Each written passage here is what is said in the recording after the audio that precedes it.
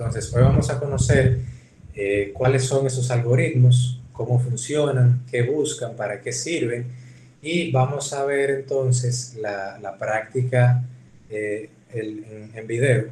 Es un video que grabé explicando y, bueno, más bien haciendo una demostración de lo que son esos algoritmos en Python. Entonces, lo primero que vamos a ver hoy es qué es Machine Learning y qué es inteligencia artificial. Es importante tener claro a qué se refiere cada concepto, porque a veces de manera intercambiable se tienden a utilizar indistintamente. Se usa uno por el otro y viceversa, pero realmente son cosas diferentes. La inteligencia artificial es esta ciencia que se basa en el hecho de poder generar sistemas o entidades que puedan aprender comportamientos. El machine learning o el aprendizaje de máquina es una rama solo dentro de todo esto de la inteligencia artificial que se dedica a generar modelos de aprendizaje. Se le llama modelo porque están basados en modelos matemáticos y estadísticos. Son modelos que, tomando en cuenta ciertas características y tomando en cuenta los atributos de los datos, generan patrones en base a esos datos y aprenden esos patrones. Entonces, más adelante pueden extrapolarlo y pueden llevar ese aprendizaje o ese conocimiento a otro conjunto de datos distintos.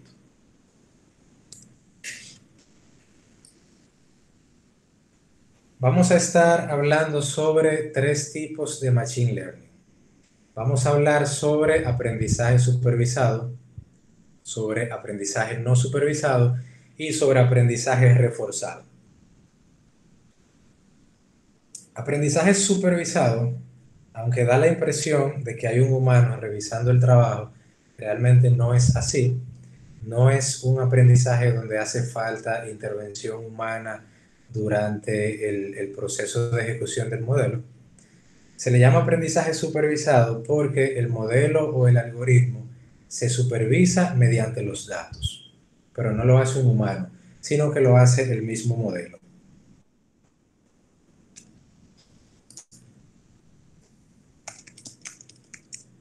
Entonces, el aprendizaje supervisado lo que toma en cuenta es los datos históricos que se tienen sobre el conjunto de datos, puede aprender y almacenar esos patrones que hay en esos datos y puede entonces llevar ese aprendizaje a otro conjunto de datos o a otro subconjunto de datos donde aún no está clasificado, pero en base al conocimiento que ya generó, puede hacer el proceso de clasificación. El aprendizaje no supervisado es aquel que no se basa en datos históricos para aprender comportamientos, sino que va tomando todos los datos en tiempo real y los va agrupando y segmentando según aquellos que tengan cierta correlación. Todos aquellos objetos de datos que tengan muchas características comunes, automáticamente el algoritmo los va poniendo juntos y va haciendo como esa preclasificación. Más adelante entonces se afina ese modelo para seguir clasificando, pero no en base a que aprendió esos patrones de históricos de datos, sino que en tiempo real lo fue clasificando. Y el aprendizaje reforzado, que tiene mucho que ver con dar ese reforzamiento al algoritmo, decir, el algoritmo se equivocó, decirle, no, mira, donde pusiste una Z era un 2, o donde pusiste un 6 realmente eso es un 8, por decir algo.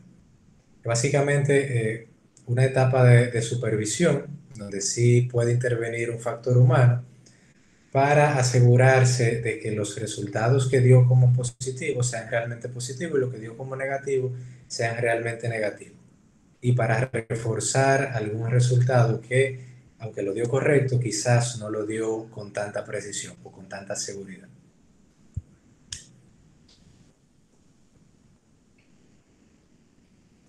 Vamos a ver algunos conceptos básicos antes de iniciar con los algoritmos.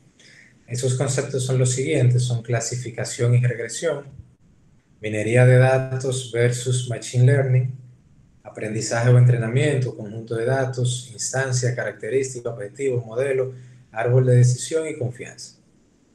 Algunos de esos ya lo hemos visto, lo hemos discutido y lo conocemos, pero es importante volver a recapitularlo porque se menciona mucho a lo largo de este capítulo. Clasificación y regresión son dos hechos distintos.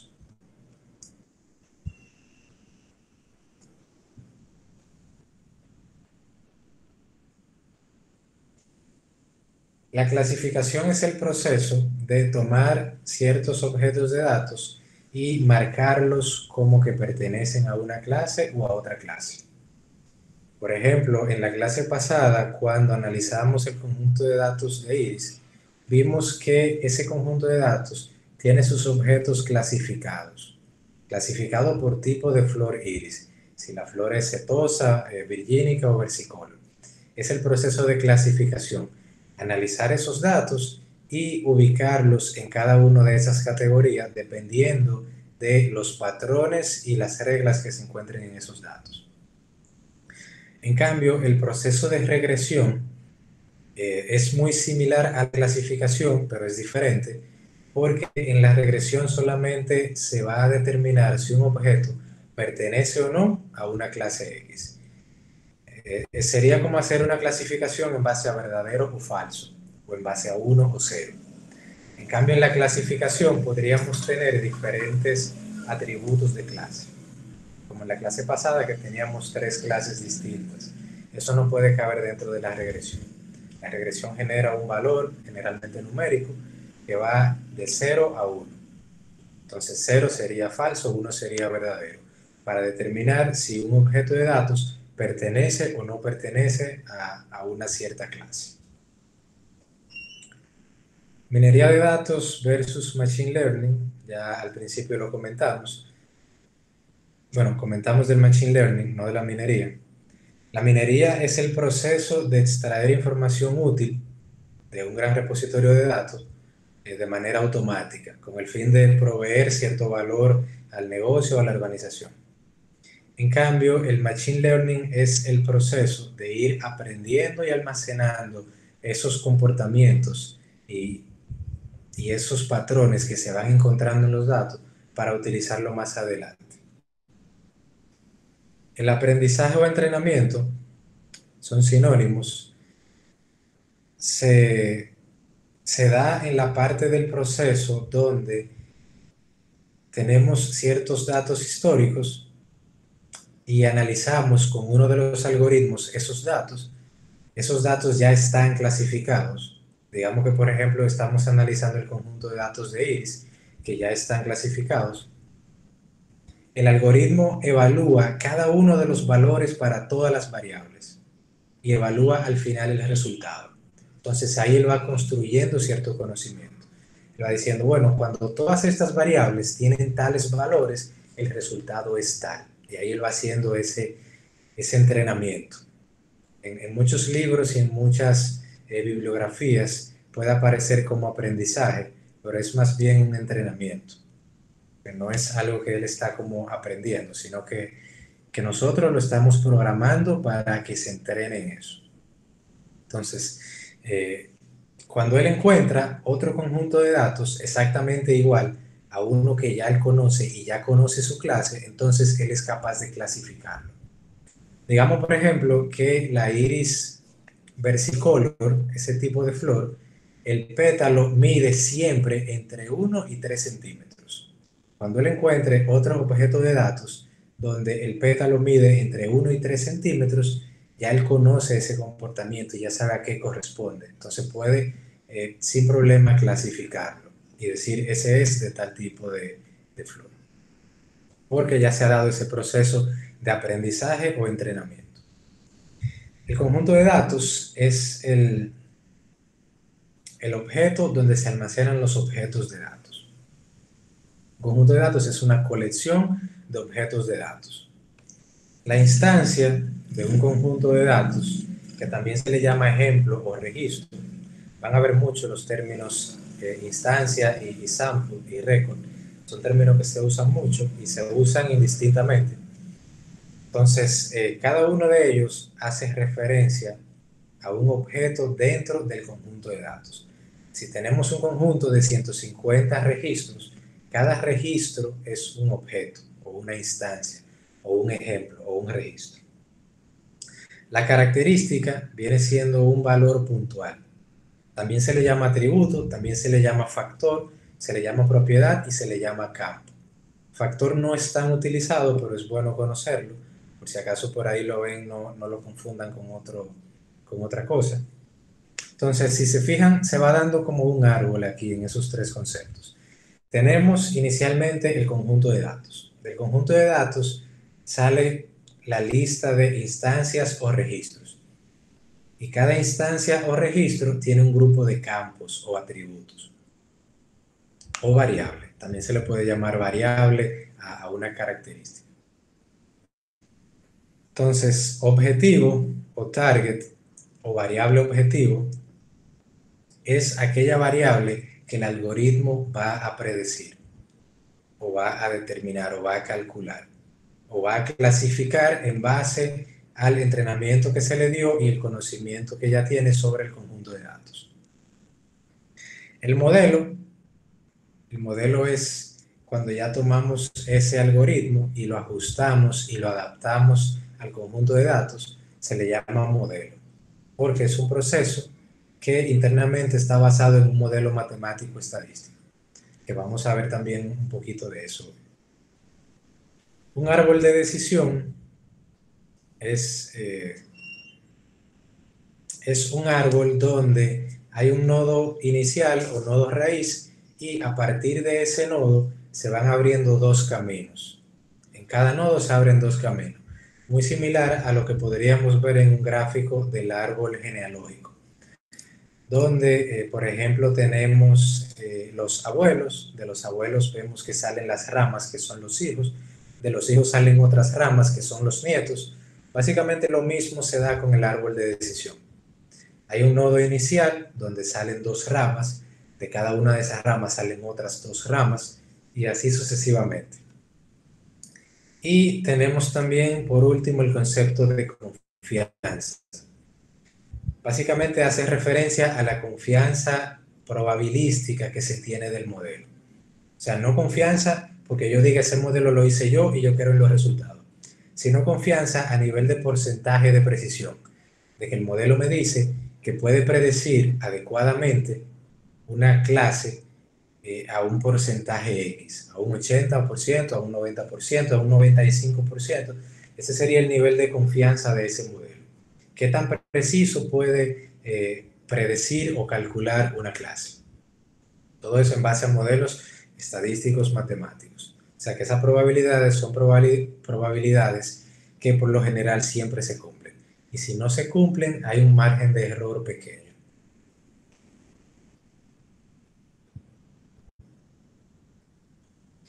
Entonces, vamos a ver cuáles son los pasos para desarrollar un modelo de Machine Learning.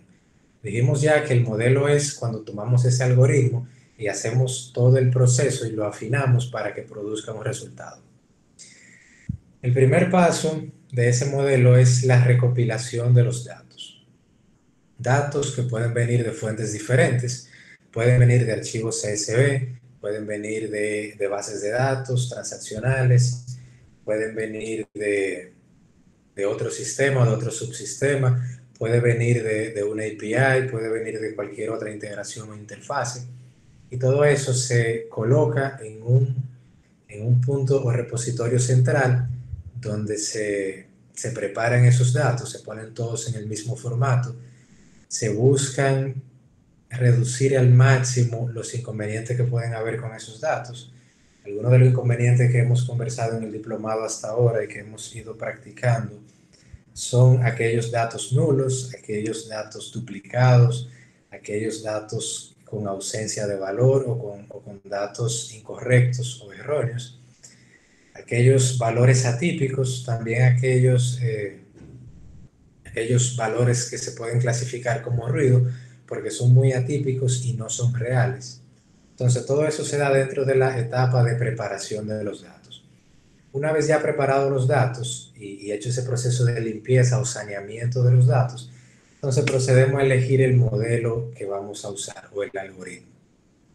Entonces, para elegir ese modelo, lo más común es probar todos los modelos con un conjunto de datos pequeño o con una muestra y ver qué modelo da una mejor precisión. Entonces, ese va a ser el modelo que vamos a utilizar, aquel que da mejor precisión de clasificación para esos datos. Entonces, luego de elegir ese modelo, se hace el entrenamiento, se hace la evaluación, se hace con todos los modelos y se elige el modelo que dio una mejor precisión.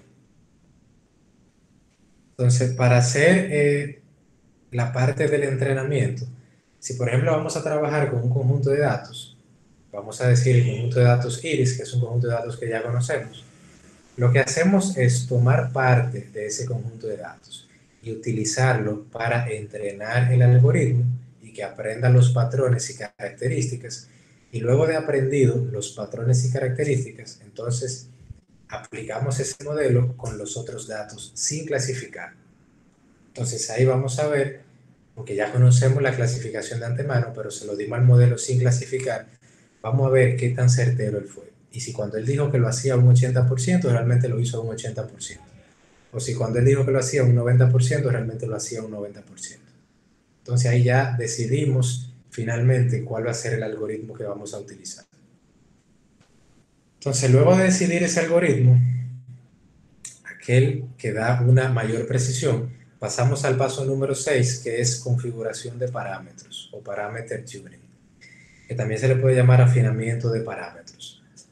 Básicamente es tomar ese modelo que ya tenemos hecho y seguir ajustándolo para lograr mejorar la precisión. Si por ejemplo el modelo me dio un 90% y utilicé solo 4 variables de 8, yo quisiera ver qué pasa si incluyo algunas otras variables en el análisis, a ver si esa precisión aumenta o disminuye. Si veo que aumenta, trato de seguir agregando variables hasta tener el punto óptimo de ese algoritmo. Y ya luego que el algoritmo está afinado, que tengo mi modelo creado, ya puedo hacer predicción o inferencia.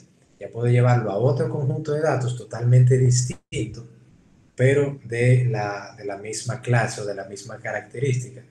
Por ejemplo, si yo estuve analizando el conjunto de datos de iris, yo puedo ya enfrentarme a otro conjunto de datos distinto de medidas de flores de iris y poder clasificarlas adecuadamente. Si yo entrené un modelo para predecir fraudes en transacciones de comercio electrónico, yo puedo llevar eso a otra empresa que también tenga transacciones de comercio electrónico y poder identificar ahí cuando una transacción puede ser fraudulenta o no. O, por ejemplo, en el modelo bancario, si mi modelo fue para determinar si un cliente se le podía o no dar un crédito bancario y determinar también hasta qué monto se le podría dar a ese cliente en base a datos históricos de otros clientes, yo puedo llevar ese modelo a otros bancos, a otros conjuntos de datos, a otros clientes y poder clasificar y poder determinar si puedo o no darle un crédito o si puedo o no eh, o hasta qué monto puedo o no darle ese crédito. Entonces, la idea del modelo de datos, del modelo de Machine Learning, es que tomemos un conjunto de datos, de ahí tomamos una pequeña muestra para entrenar el modelo, probamos el modelo en el mismo conjunto, pero en la otra parte sin clasificar, aquella que no se usó en el entrenamiento, aquella que el algoritmo no conoce, pero que sí puede predecir o inferir, de acuerdo a los patrones que ya vio en una parte de los datos. Por lo general se tiende a hacer un 80-20, se tiende a entrenar con un 80% de los datos y a probar en un 20%. Se trata de que la muestra sea lo más representativa posible de todo el conjunto de datos. De modo que si por ejemplo yo estoy haciendo una predicción en base a los clientes de un banco, en mi muestra yo no tome solamente los clientes del Distrito Nacional, porque si luego aplico ese modelo en los clientes del Seibo o de Dajabón, quizás obtengo resultados distintos, muy alejados. Entonces la idea es que sea una muestra, la idea es que esa muestra que se elija pueda representar adecuadamente a toda la población o a todo el conjunto. Que si en esa muestra yo incluí solamente el 70% de los datos, en ese 70 yo debo tener datos de todas las características y de todos los tipos. En base a lo que hablamos de características geográficas, debería tener datos de clientes de todo el país, datos de clientes tanto de empresa pública y privada, datos de clientes que tengan salario entre cierto rango y cierto rango para incluir clientes en todos los rangos, de modo que esa muestra sea lo más representativa. Esa es la forma en la que podemos afinar ese modelo y elegir adecuadamente esos datos con los que vamos a trabajar.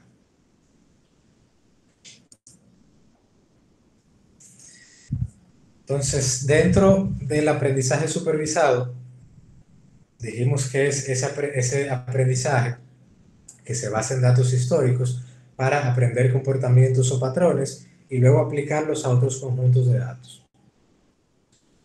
En el aprendizaje supervisado vamos a estar viendo dos tipos de clasificación.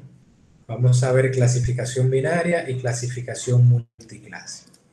La clasificación binaria es básicamente el modelo de regresión donde clasificamos como sí o no o como 0 y 1 un objeto de un conjunto de datos. En la clasificación multiclase es donde clasificamos en diferentes atributos de clase. Por ejemplo, ahí podríamos clasificar como iris setosa, como iris virgínica, iris versicolor. Podríamos clasificar también a una persona como empleado público, como empleado privado, como empleado público-privado o mixto, alguien que quizá tenga dos empleos, como desempleado. Cada categoría, pueden haber diferentes tipos de categorías. Entonces, cada categoría viene siendo una clase o una forma de clasificar ese objeto de datos.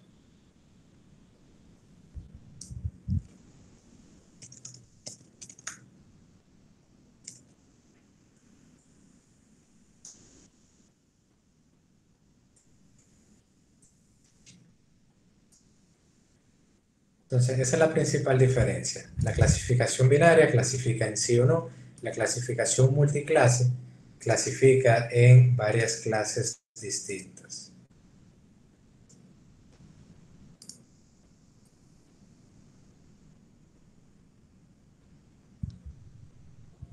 Entonces, esta es una gráfica donde podemos hacernos una idea de qué es lo que se da durante el proceso de clasificación. Esto está resuelto con una ecuación lineal, se le llama también algoritmo de perceptrón, y puede separar cómodamente, mediante una ecuación lineal, aquellas clases que tienen características muy marcadas o muy diferentes.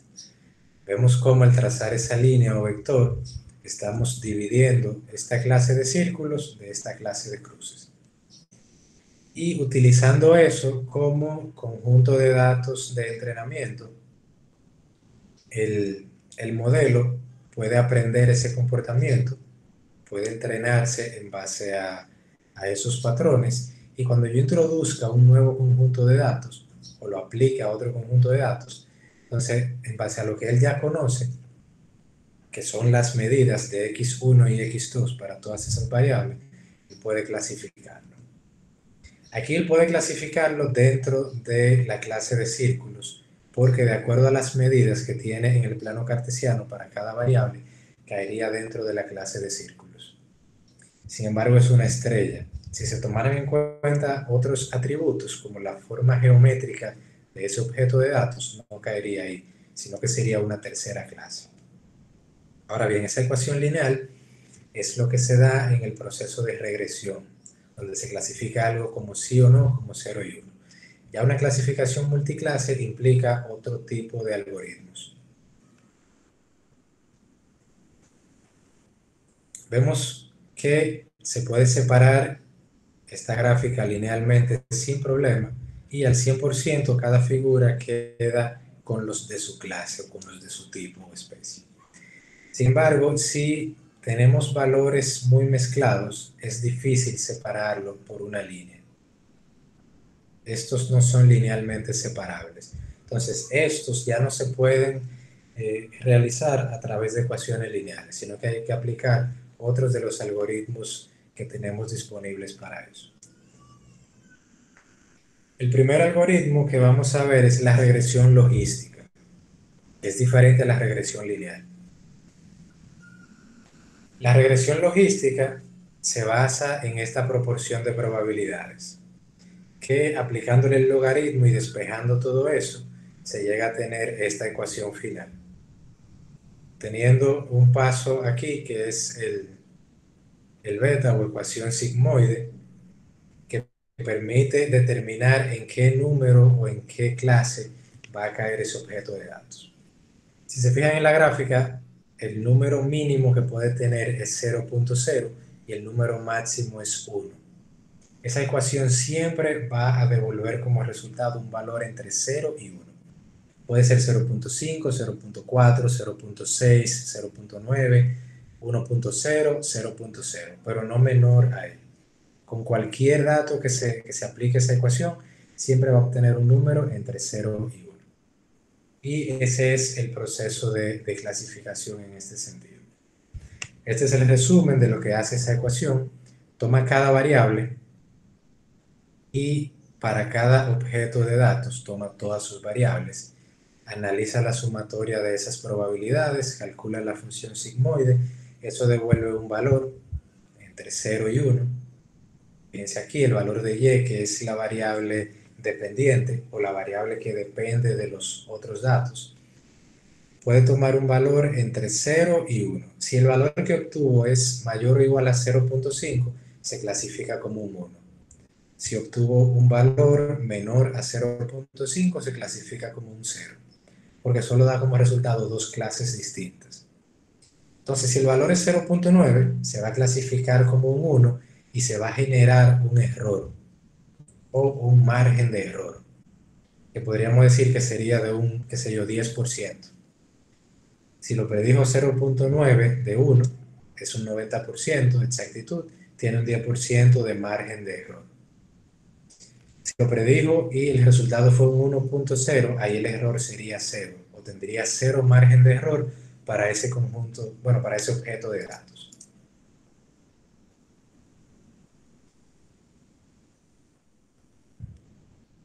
Si el valor es 0.3, por ejemplo, pasaría lo mismo, lo clasifica como un 0 y clasifica el porcentaje o margen de error. Eso es la regresión logística.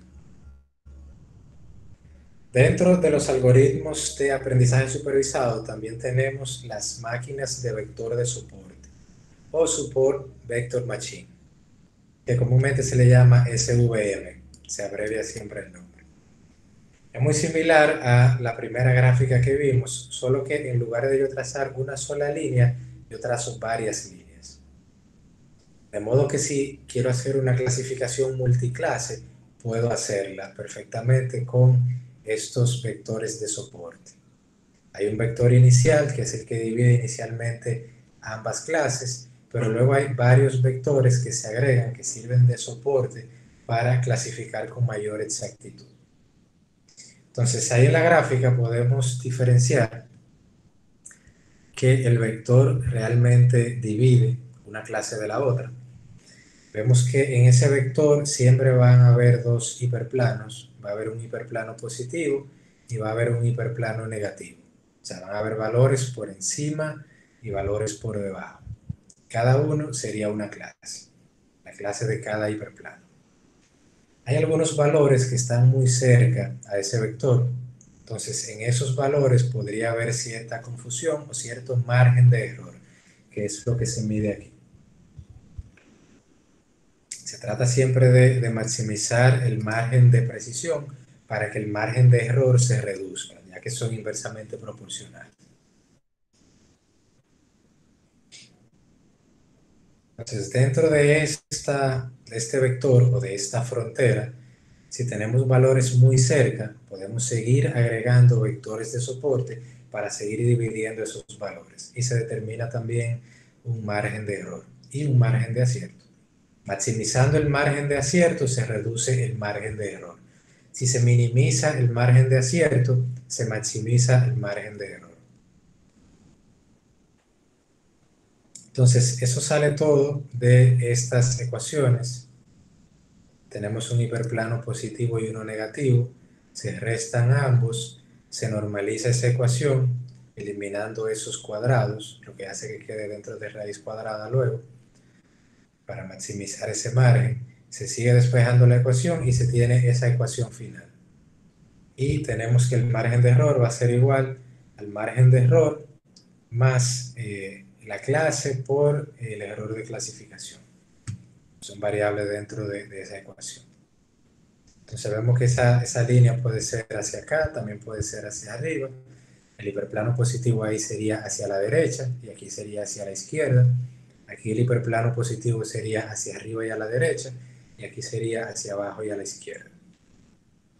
Hiperplano positivo siempre va a representar aquellos valores que son mayores en ambos ejes, eje de X y eje de Y o X2. Entonces les coloco esto a modo ilustrativo para que sepamos que cada uno de esos modelos viene de un modelo matemático, por lo que los resultados siempre van a ser resultados muy próximos al nivel de precisión que indican esos modelos. Otro de los algoritmos que vamos a introducir hoy es el algoritmo de árbol de decisión. También es de aprendizaje supervisado. Fíjense en el árbol, tal cual lo comentábamos ahorita, un nodo principal o nodo raíz, donde surgen dos ramas. De cada rama entonces va a un nodo, que ese nodo también puede sacar dos ramas. Solo dos, no más de dos, porque es una decisión. Él decide o un camino o el otro. Él decide si sí o si no, si es verdadero o si es falso. No pueden haber cuatro ramas saliendo de un nodo. Entonces, este es un ejemplo en el cual se acerca una persona a pedirte prestado tu carro. Tú primero tienes una decisión inicial de si esa persona es o no tu amigo. Creo que son cosas que se consideran en ese tipo de solicitudes. Si no es un amigo, bueno, tú le pides excusa y le dices que no se lo puede prestar. Tú no lo conoces. Si es un amigo, tú evalúas si es la primera petición de ese tipo que él te hace. Si no es la primera petición, tú le dices que no y de ahí pueden salir otras ramas o puede terminar esa línea o esa rama del árbol.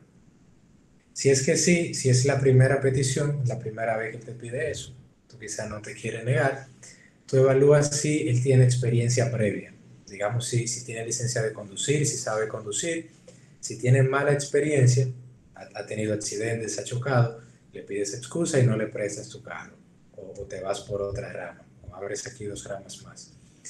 Y si ha tenido buena experiencia y es tu amigo y es la primera vez que te lo pide y tú le quieres prestar el carro, entonces le prestas el carro. Y ahí también pueden salir otras dos ramas. O ninguna y simplemente terminar. Entonces, eso es el algoritmo de árbol de decisión. Es un árbol donde se van haciendo muchas preguntas. Sería básicamente un conjunto de if que están anidados dentro de otros. Por ejemplo, digamos que esto es un if, dentro de ese if tenemos otro if, dentro de ese if tenemos otro if y así sucesivamente. Entonces, eso es lo que internamente hace el árbol de decisión. Es como si tuviéramos muchos if, aunque no es exactamente así como lo hace, sino que es a través de fórmulas y modelos matemáticos. Todo eso se va dando de una manera recursiva, o sea, que se da con cada objeto de datos dentro del conjunto de datos. Se va recorriendo ese objeto, se va haciendo todo ese proceso con una y otra variable y repitiendo una y otra vez, hasta que al final se termina. Hay algo importante a tener en cuenta aquí y es la constante K, que nos ayuda a definir la máxima profundidad de ese modelo.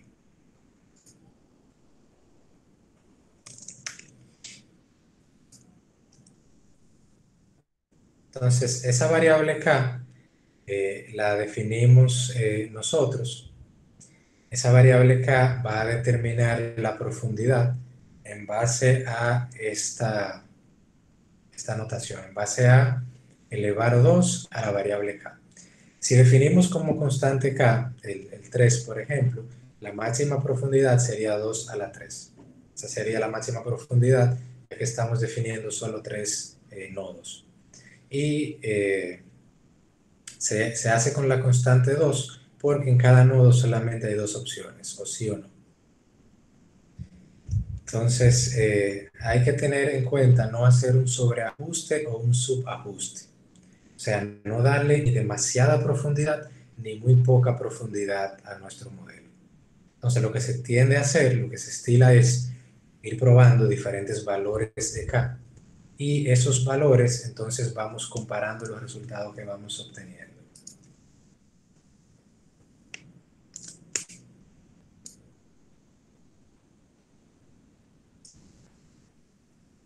Dentro del aprendizaje supervisado, tenemos otro algoritmo que se llama bosques aleatorios o random forest. Es un algoritmo el cual construye muchos árboles de decisión, por eso se le llama bosques, porque un bosque está compuesto de un conjunto de árboles y de espacio y de otras cosas, pero básicamente como tiene muchos árboles, se le llama bosques. Esos árboles se construyen de manera aleatoria en base a las variables que tomamos para nuestro análisis. Entonces el proceso de este modelo es el siguiente. Se diseña una muestra de tamaño n, digamos que elegimos 20 variables, sería nuestra muestra. Se desarrolla el árbol de decisión desde esa muestra de arranque. Ese proceso se va a repetir cada vez porque todos esos algoritmos son recursivos y se van a repetir una y otra vez con todos los objetos de datos. Y se agrega la predicción hecha para cada árbol. Entonces, cada árbol va a dar un resultado posiblemente diferente. Y el resultado que se va a elegir como resultado final de la clase para cada objeto va a ser el resultado que más se repite. Por ejemplo, si este árbol solamente está comparando la variable A con todo lo que ya conoce, él dice, bueno, esa variable cae dentro de lo que es la clase A. Luego compara una variable B, luego compara una variable B haciendo una variación con una A, etc. Y va obteniendo diferentes resultados. Entonces el resultado final va a ser el resultado que más se repita entre todos estos resultados. Entonces en este caso, que la clase B es la clase que más se repite, ese sería el resultado final de este ejemplo, este gráfico. Otro algoritmo es el algoritmo de K vecinos más cercanos. K es una constante. Es un punto que ubicamos nosotros y en base a la distancia que hay entre cada uno de los objetos y variables, él va clasificando entonces si pertenecen a ese punto que definimos o si todos esos pertenecen al mismo punto. Entonces fíjense cómo estos dos, que están más o menos a la misma distancia, terminan estando en la misma clase. La distancia aquí viene representando algo similar a lo que se representa en las medidas de las variables en el plano cartesiano. Solo que aquí la distancia se mide a nivel de la diferencia que hay entre una única variable. En el plano cartesiano tenemos dos variables. Aquí tenemos solo una variable y medimos la distancia en base a un punto de referencia K que definimos nosotros. Ahí se elige el número K y se elige la distancia, el proceso de ese algoritmo.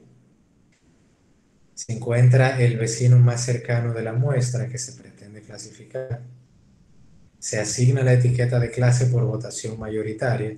Si por ejemplo él obtuvo 3 clases que están cerca, aquellas que fueron clasificadas más como clase 2, digamos que por ejemplo aquí hay 1, 2, 3, 4, bueno aquí hay solo 4 y 4, ahí no habría un resultado certero. Ahí el resultado sería que él puede predecir en un 50% si es de una clase o de la otra, dependiendo de la distancia que definamos. Entonces, si este es un objeto de datos que está graficado aquí y cada punto de esos representa una variable distinta, de acuerdo a la distancia de cada variable, él va a decir, por esta variable yo podría decir que es de la clase 2. Por esta variable que está cerca podría decir que es de la clase 1. Por esta podría decir que es de la clase 1, por ejemplo. Y al final, aquella clase que más se repita va a ser la clase resultante o predominante. Entonces aquí hay un gráfico donde subrayamos una pequeña línea mostrando cómo sería la distancia si la constante fuera 1 o si la constante fuera 3. Entonces aquí también es importante probar con diferentes constantes hasta obtener el resultado más preciso.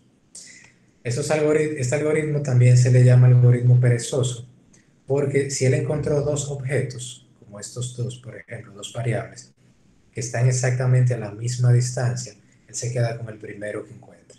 Aunque estén a la misma distancia, él no lo toma en cuenta los dos, sino el primer valor que le llegó. Y es uno de los puntos a tener en cuenta.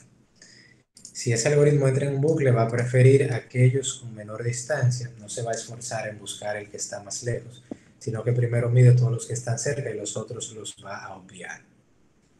Como este caso, por ejemplo, que hay algunos que están fuera, que podrían ser obviados si usamos una distancia muy pequeña. Es fundamental elegir el valor K correcto para tener un buen balance entre el sobreajuste y el subajuste.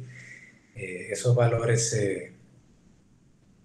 se eligen a veces un poquito mediante prueba y error, porque como ya tenemos un conjunto de datos y sabemos la clasificación, podemos hacer prueba a ver si lo está clasificando bien o no a una distancia o la otra. También es crucial establecer una distancia apropiada. Se tiende a usar la distancia de Minkowski, que es una generalización de las distancias Euclidea y Manhattan. Esa distancia se define en base a esa fórmula que está ahí presente.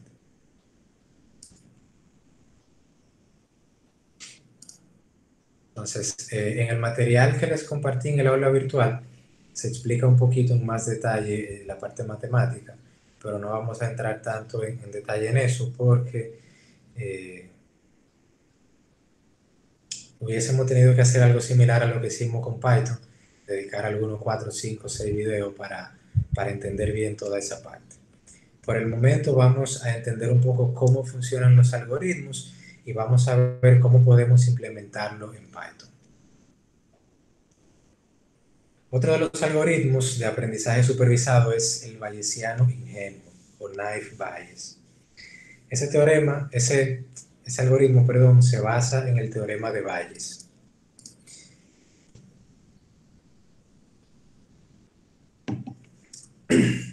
El teorema de Bayes vincula la probabilidad de A dado B con la probabilidad de B dado A.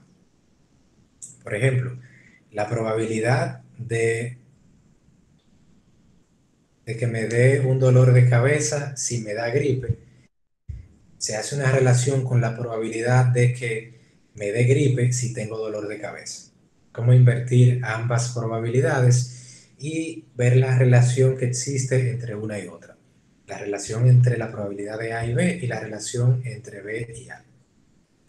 Entonces, ese teorema se resume en esa ecuación.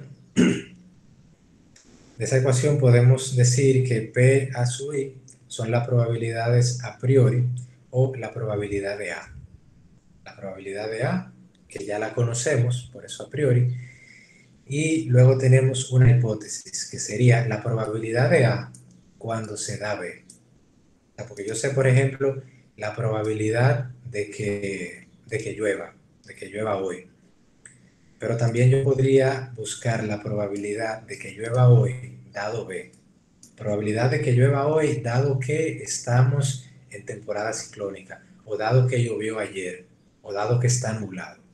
Entonces puedo tener la probabilidad de A, independientemente, la probabilidad de A, dado que está nublado o que está soleado, u otra probabilidad. Esa sería la probabilidad de B, que sería la hipótesis de A. Entonces, yo tengo una probabilidad de que llueva, pero también quiero buscar la probabilidad de que llueva dado que está nublado. Sería mi hipótesis. Dado que está nublado, yo creo que hay más probabilidades de que llueva. por decir algo, que aquí no siempre funciona así. Aquí el día más nublado no llueve. Entonces, luego todo eso, esas dos probabilidades se invierten y se hace la probabilidad a posteriori. En lugar de yo probar la probabilidad de B dado A, pruebo la probabilidad de A dado B. Entonces, en lugar de yo probar la probabilidad de que llueva, dado que está nublado, yo voy a evaluar la probabilidad de que se nuble, dado que está lloviendo. Y luego vinculo la relación que hay entre cada una de esas probabilidades en base a mi hipótesis. Entonces, de esto les traje un ejemplo para ilustrar un poco cómo se da ese proceso. En ese ejemplo vamos a considerar el siguiente escenario. Tenemos dos personas, tenemos Alice y Bruno, que trabajan en la misma oficina que nosotros. La información que tenemos a priori de cada uno es que Alice va a la oficina 3 días a la semana. El resto del tiempo que ella trabaja de su casa porque estamos en pandemia o porque siempre ha trabajado desde su casa. Bruno asiste a la oficina solo un día a la semana. Entonces, esa es la información a priori. Alice va a la oficina 3 días a la semana, Bruno va un día a la semana. En la oficina estábamos todos sentados y notamos que pasó una persona, pero pasó muy rápido y no pudimos saber quién fue. Entonces vamos a calcular cuál es la probabilidad de que esa persona haya sido Bruno o que haya sido Alice, en base a cosas que ya sabemos o cosas que han entrenado nuestro modelo. Lo primero que tenemos es la probabilidad a priori. Vamos a decir que en nuestra oficina se trabaja 4 días a la semana. De los 5 días que se trabaja, solo 4 días hay gente en la oficina. Los demás días no hay nadie. Siempre hay un día, el viernes, por ejemplo, que todo el mundo trabaja desde su casa. Entonces, como se trabaja 4 días en la oficina, y de esos 4, Alice va 3 a la oficina, de 4 días que la oficina está abierta, ella va 3 días. Entonces, la probabilidad a priori de que haya sido Alice es de un 75%. Porque si en 4 días que está abierta ella va 3, entonces hay un 75% de probabilidades de que haya sido ella, a priori. La probabilidad de que sea Bruno es de un 25%, dado que de 4 días que está abierta la oficina, Bruno solo asiste un día. Entonces, rápidamente podemos ver que es mucho más probable que la persona que haya pasado haya sido Alice y no Bruno. Ahora bien, esa es la probabilidad a priori. Entonces, vamos a incorporar otros datos, vamos a establecer una hipótesis y vamos a establecer la relación entre ambas probabilidades para ver qué tanto pueden variar estos resultados. No pudimos ver quién fue, pero notamos que tenía una chaqueta roja. Y tenemos también la siguiente información. Alice usa ropa roja 2 veces a la semana, mientras que Bruno utiliza ropa roja 3 veces a la semana. O sea, ella usa ropa roja 2 veces a la semana, puede ser cualquier día, ya sea que trabaje o no trabaje. Igualmente Bruno usa ropa roja 3 veces a la semana. Hay un día que él viene a la oficina, ese día podría tocarle con ropa roja, o podría no tocarle con ropa roja, y ser los otros 3 que él sí tiene ropa roja. Entonces lo que vamos a hacer ahora es ver la relación que hay entre una probabilidad y la hipótesis o la otra probabilidad. Cada semana de trabajo tiene 5 días, pero de los 5 días ya dijimos que solo 4 días la oficina está abierta. Entonces la probabilidad de que Alice esté usando ropa roja es 2/5, porque usa ropa 2 días a la semana, vamos a decir que la semana tiene 5 días, es de un 40% que ella use ropa roja. Hasta el momento son dos probabilidades independientes. La probabilidad de que Bruno use ropa roja es de un 60%, ya que de 5 días que tiene la semana, el 3 días usa ropa roja. y de 5 días que tiene la semana, solo 4 días la oficina está abierta y de esos 4 días, solo un día él va a la oficina. Entonces tenemos una nueva probabilidad que es la probabilidad a posteriori. La probabilidad de que Alice esté vistiendo de rojo o de que Bruno esté vistiendo de rojo. Ahora vamos a ver la relación entre la primera probabilidad y la segunda probabilidad. Partimos de un hecho conocido o de algo que ya sabemos. En el caso del algoritmo de Machine Learning, él va a partir del entrenamiento que tuvo, de los datos que ya conoció y que pudo identificar los patrones y las probabilidades. Entonces, conocemos la probabilidad de que Alice vista de rojo y conocemos la probabilidad de que Bruno vista de rojo. Ahora vamos a determinar la probabilidad de que la persona que está vistiendo de rojo en ese preciso día sea Alice, o que la persona que esté vistiendo de rojo en ese preciso día sea Bruno, para saber qué probabilidad hay de que haya sido uno o el otro que haya pasado en la oficina. Entonces, llevando el teorema de Bayes, la fórmula, reemplazándola por números, vamos a tener lo siguiente. Primero, la probabilidad de que la persona sea Alice es de un 75%, porque ella va a la oficina 3 días de 4. La probabilidad de que sea Bruno es de un 25%, porque de 4 días él solo va un día a la oficina. Es mucho más probable que a nivel de persona la persona sea Alice, porque Alice va más a la oficina que Bruno. Eso es algo muy evidente, es algo que todavía no se ha hecho un análisis realmente. El análisis viene producto de la vinculación entre esta probabilidad y esta otra. Ahora bien, la probabilidad de que Alice esté vistiendo de rojo es de un 40%.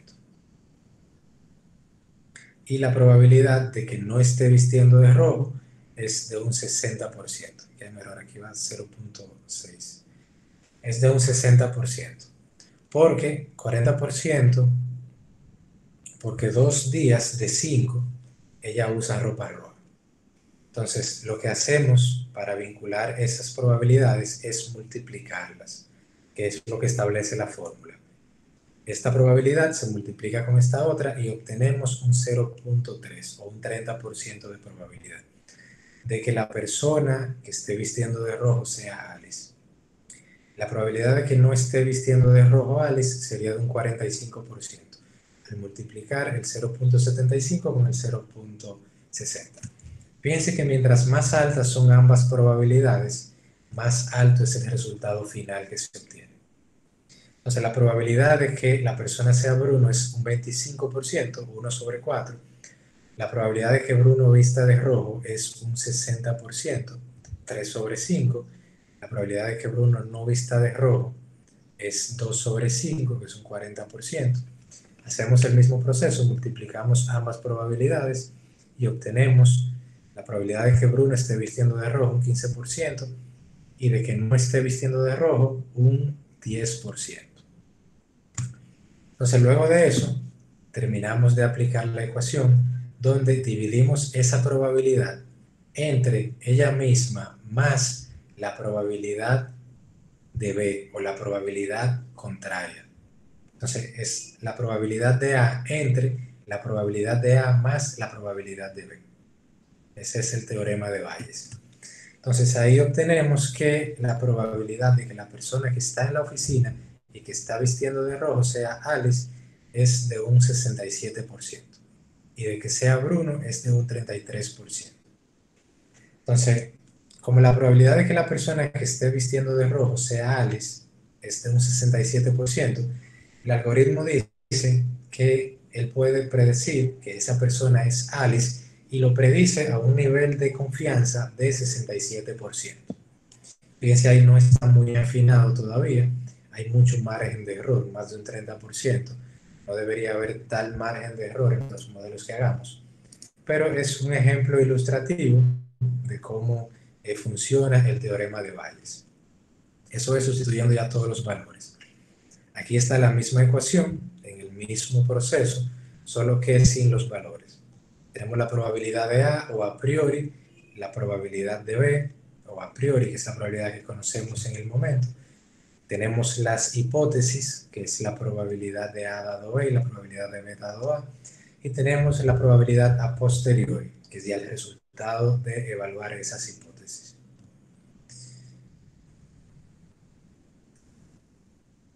Entonces, recapitulando, hoy hemos visto una introducción a lo que son algoritmos de Machine Learning. Hoy nos hemos enfocado en algoritmos de aprendizaje supervisado. Algoritmos que toman en cuenta datos históricos o datos de entrenamiento que pueden ir conociendo y pueden ir identificando y generando esos patrones para entonces evaluar otros conjuntos de datos y hacer el proceso de clasificación. Dentro de los algoritmos de aprendizaje supervisado, vimos la regresión logística, vimos las máquinas de vector de soporte,